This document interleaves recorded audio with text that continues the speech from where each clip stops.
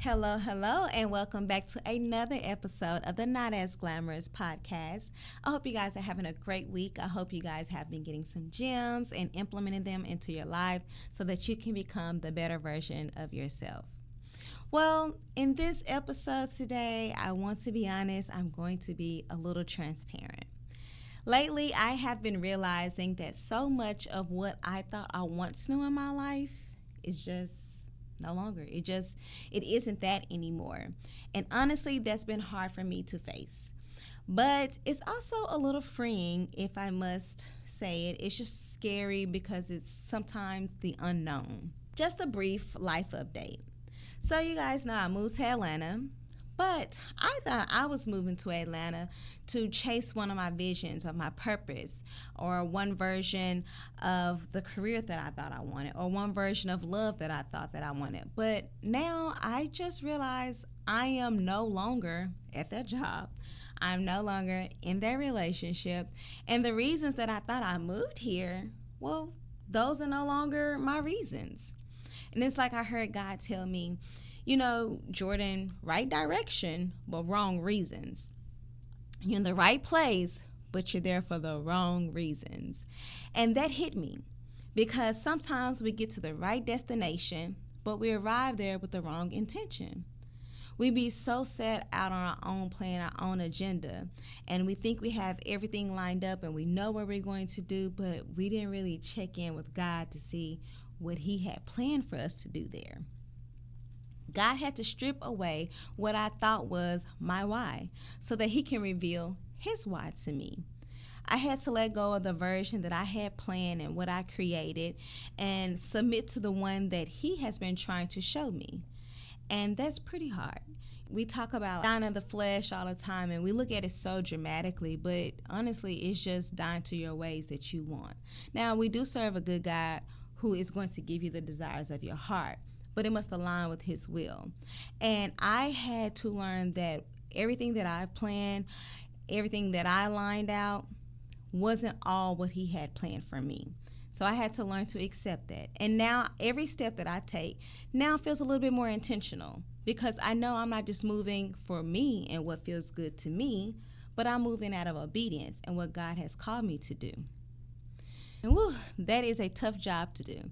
Being in a new foreign season or a foreign place makes you just want to run back to what is familiar to you, what once felt safe, and what you do know. But God's been showing me that comfort doesn't always mean alignment. I love home. I love Dallas. I love everything about it. But God was like, nope, I'm calling you to a foreign place, a foreign land.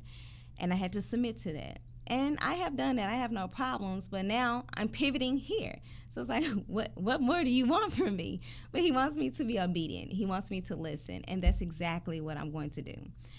I've contemplated, revisiting old habits. I've contemplated old connections and even moving back to Dallas, and God's like, He's calling me to something different. He's calling me to something higher. And higher means I can't take my comfort zone with me. Higher is past what I know. Higher is past my comfort. Higher is past my thoughts. God told me now is when I need you to lean in and trust me more than ever. I always joke and say that I'm God's favorite. I always say I'm His favorite daughter. But this season, He's like, prove it. And if I truly believe I'm His favorite, I have to walk like it.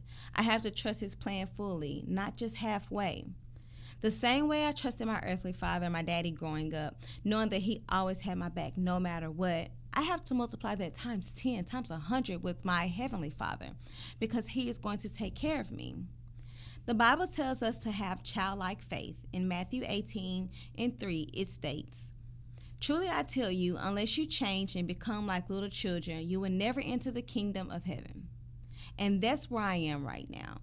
He referenced childlike faith. He wants me to have childlike faith because their faith is characterized by humility, purity, trust, openness, and just a willingness to depend on God rather than us depending on ourselves, our pride, our self-reliance, our ego.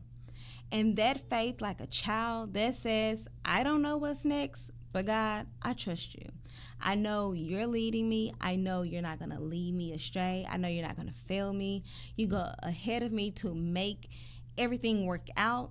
So why am I panicking again? If I'm really God's favorite, if I'm his favorite daughter, why am I not acting like it? Why am I not having the faith knowing that my daddy's going to take care of me? So this week, I would love for you guys to reflect and use this possibly as a journal prompt. I want you to think, what is God asking me to release that I keep trying to hold on to? Even though he's already said, that's no longer. So as you reflect on your list, I encourage you to pray about it. Ask God to release you from clinging on to what you are familiar with and what you know that he's saying is no longer. Trust and believe that he's going to guide you. He's going to be there before you get there and have it all mapped out. You too are his favorite. You need to act like it as well. So maybe you're in a season where everything you thought would last, and it really didn't. The people and the plans that you thought was going to be forever is all shifting, but that doesn't mean you missed it. It means that God is making room for something new. Trust the unknown. Release the familiar. And remember, what's no longer just might be what's making space for what's next. Thank you for tuning in today. Until next time, keep glowing, keep growing, and trust the shift. Peace out.